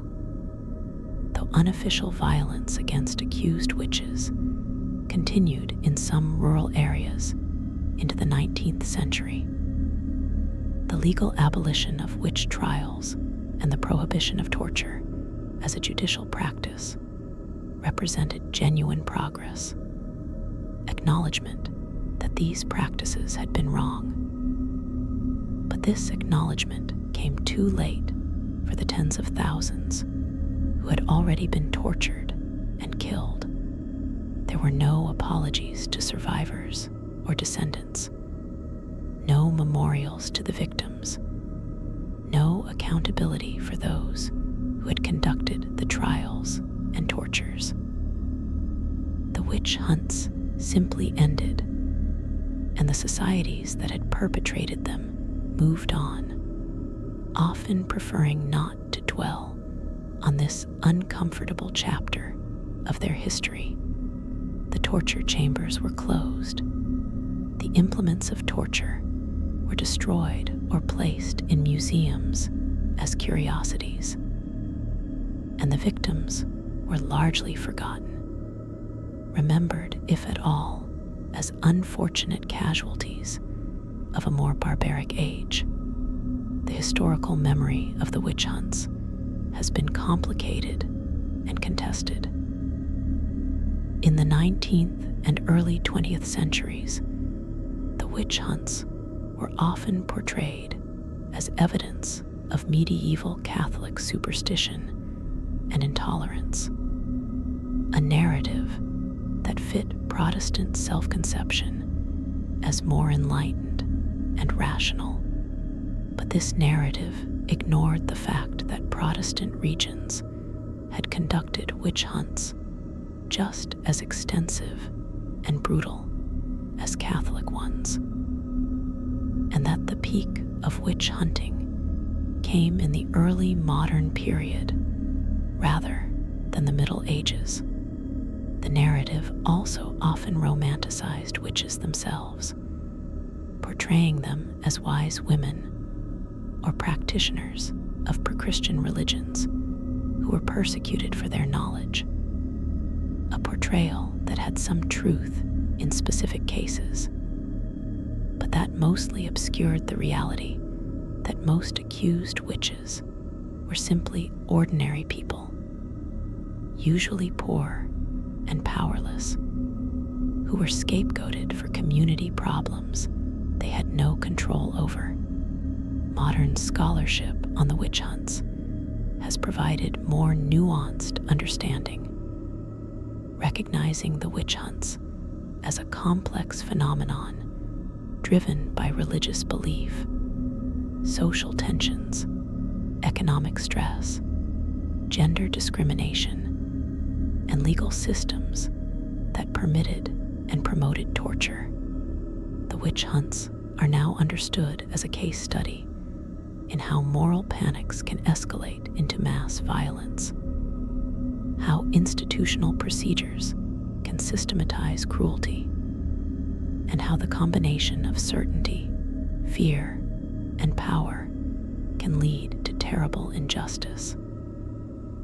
The documentation left by the witch trials confessions, trial records, and torture chamber logs provides detailed evidence of systematic human rights abuses that can inform modern understanding of torture, false confessions, and the importance of due process protections.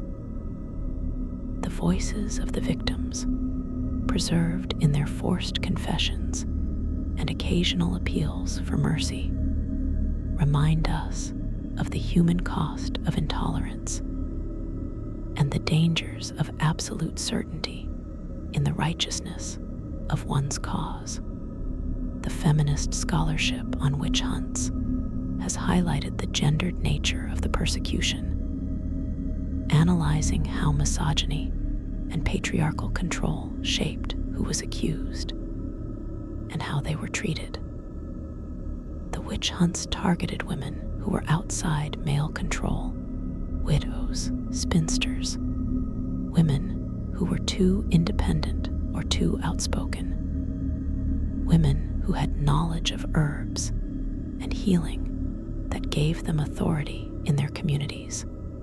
The torture and interrogation these women faced focused obsessively on their sexuality, their bodies, their relationships with men and demons.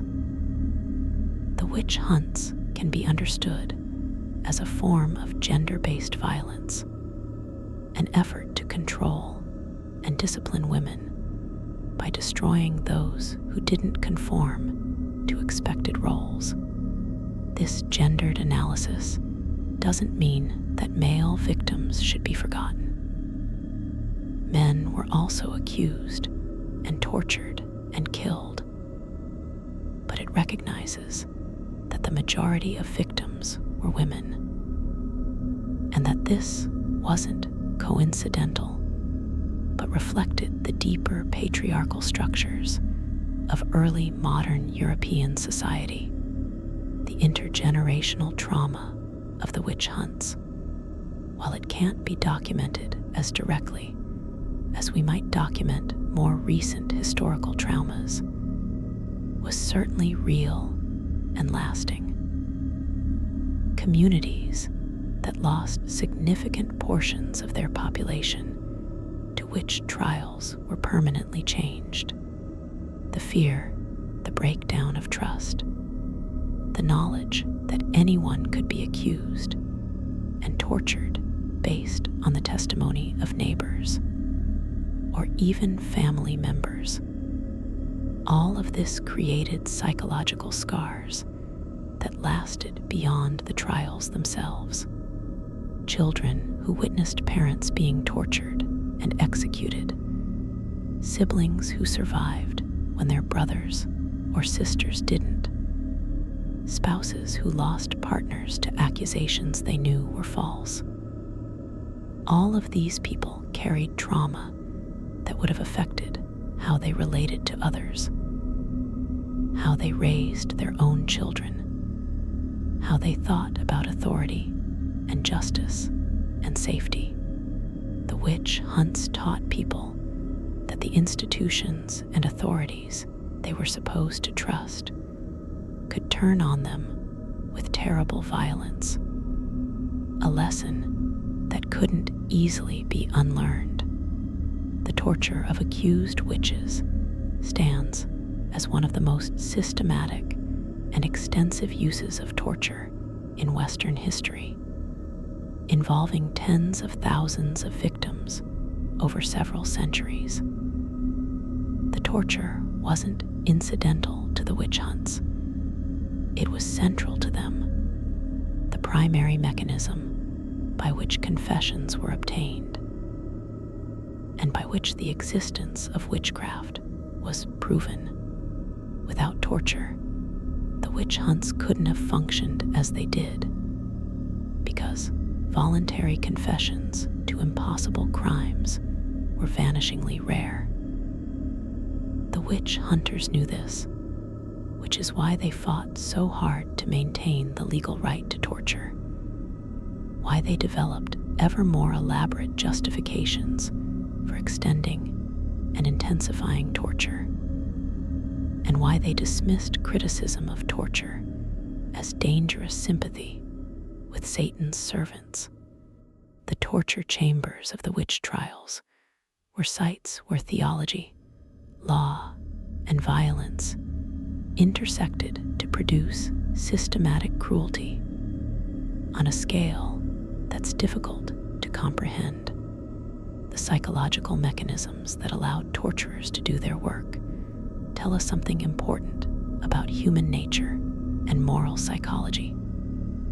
The torturers weren't all sadists who enjoyed inflicting pain, though certainly some were. Many were ordinary men doing a job they saw as necessary and righteous. They had been taught that witches were real and dangerous, that torture was legally sanctioned and divinely approved, that extracting confessions through pain was serving God and protecting their communities. This moral framing, this certainty that they were doing good rather than evil, allowed them to inflict terrible suffering without experiencing themselves as cruel or immoral. They were the heroes of their own narratives, warriors against Satan, protectors of Christian society. This demonstrates how moral frameworks can enable violence, how people who see themselves as righteous can commit atrocities, and how important it is to maintain skepticism toward our own certainties, and to insist on safeguards against abuse of power, even when, especially when, we're convinced that we're acting in service of good. The victims of witch torture deserve to be remembered not as statistics or as examples of historical injustice in the abstract, but as individuals who suffered terribly and whose suffering should mean something to us. They were real people with names, with lives and families and hopes before they were accused. They endured pain that most of us can barely imagine. Pain that was deliberately inflicted by other human beings who believed they were justified in inflicting it.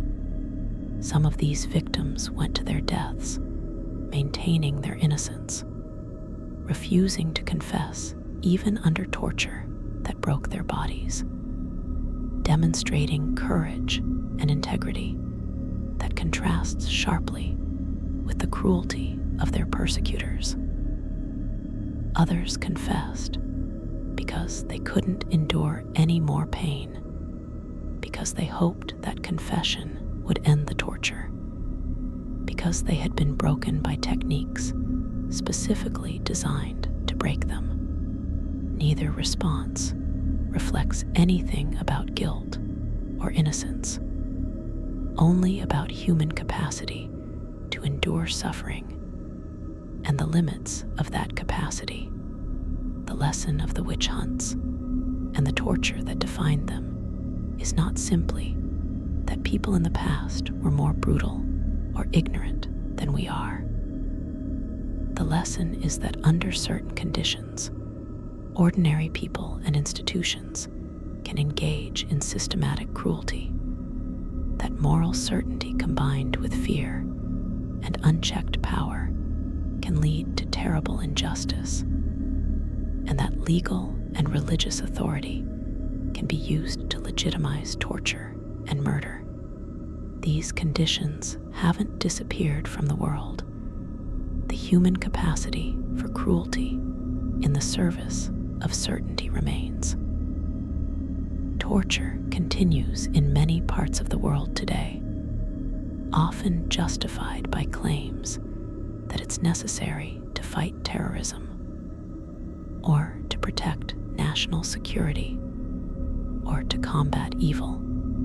The specific justifications change, but the underlying logic that extreme circumstances justify extreme measures, that the ends justify the means, that those we're hurting deserve it or aren't fully human anyway. This logic persists and continues to enable torture. The witch hunts remind us why due process protections matter, why prohibitions against torture exist, why confession alone shouldn't be sufficient for conviction, and why skepticism toward moral panics is necessary. They remind us that the people who seem most certain they're fighting evil are often the ones inflicting the most harm.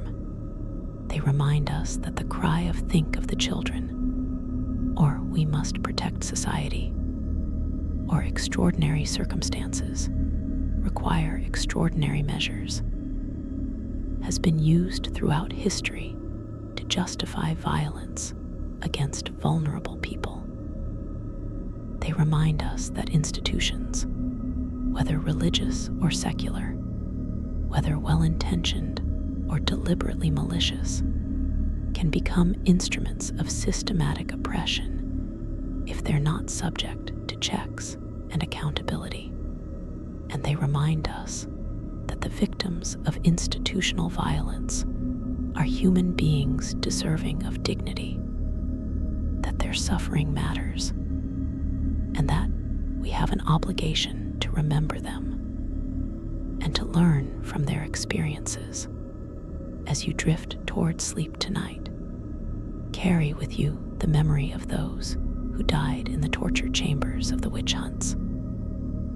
Think about the women dragged from their homes on false accusations, subjected to unimaginable pain, to forced confessions to impossible crimes, and then killed in public spectacles that were supposed to demonstrate justice, but that actually demonstrated the triumph of fear over reason, of power over truth, of cruelty over compassion. Think about the children who watched their mothers burn, the spouses who were forced to testify against each other, the communities torn apart by cascading accusations.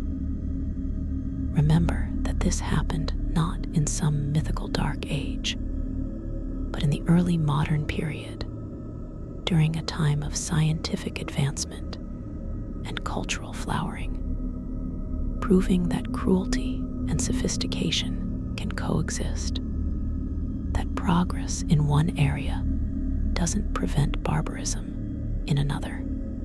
Remember, too, that this happened because people believed deeply, passionately, and with absolute certainty that they were fighting evil, that they were protecting their communities and serving God.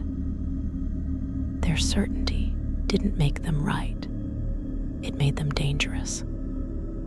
This is perhaps the most important lesson, that moral certainty, especially when it's combined with the power to harm others, is one of the most dangerous forces in human affairs. The people who tortured accused witches weren't monsters from horror stories. They were ordinary people who believed they were good, who went home to their families after a day in the torture chamber, who saw themselves as doing necessary and righteous work. This should disturb us more than if they had been sadistic monsters, because it means that any of us, under the right circumstances and with the right ideological framing, might be capable of similar cruelty. The witch hunts ended not because humanity suddenly became more moral or enlightened, but because the specific conditions that enabled them changed. The religious certainty fractured, the legal systems reformed, the moral panic exhausted itself. But the underlying human capacities that made the witch hunts possible, the capacity for cruelty, for moral certainty, for scapegoating, for dehumanizing those we see as threats or as other, these remain. The challenge is to recognize these tendencies in ourselves and in our societies, to create systems and norms that prevent them from manifesting in institutional violence, and to maintain constant vigilance against the moral panics and certainties that can so easily slide into persecution and torture. So rest now in the knowledge that the specific horrors of the witch hunts are behind us, that the torture chambers have been closed and the pyres extinguished. But rest uneasily, knowing that the human capacities that made those horrors possible remain latent in every society, waiting for the right combination of fear, certainty, and power to awaken them. The victims of the witch hunts can't be brought back, and their suffering can't be undone. But we can honor their memory by refusing to forget what was done to them, by learning from the injustice they endured, and by committing ourselves to building societies where such systematic cruelty becomes impossible, where skepticism is valued over certainty, where compassion triumphs over fear, and where the dignity and rights of every individual are protected, even, especially, when they're accused of terrible crimes. That's the real lesson written in the ashes of the pyres and carved into the stones of the torture chambers. Not that people in the past were evil, but that all of us carry the capacity for both cruelty and compassion, and that the choice between them is one we make every day, individually and collectively. Sleep well and wake determined to choose compassion, to question certainty, and to remember those who suffered when cruelty won.